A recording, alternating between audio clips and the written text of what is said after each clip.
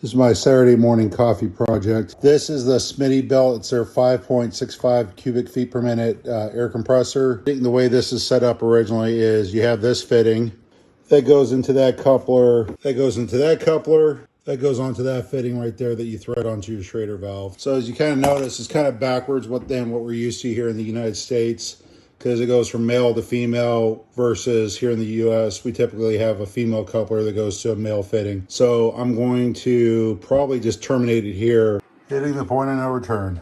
This is my first time using this fitting. This is from Flexzilla. They sell airline hoses on Amazon. So the way this works is I feed this onto the hose, then this piece right here, a little soapy water, kind of muscle that into the hose, thread this onto there, and this helps the line from getting kinked.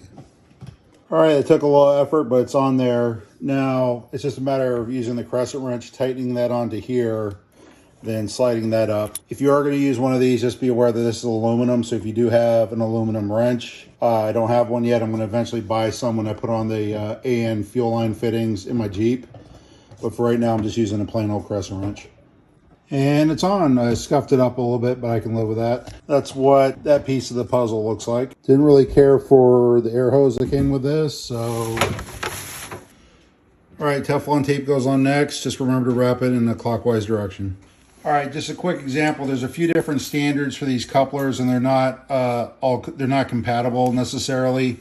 So this is one that I did not want to use. This one you cannot just, it won't just seat without you actually manipulating the female coupler to get it to seat.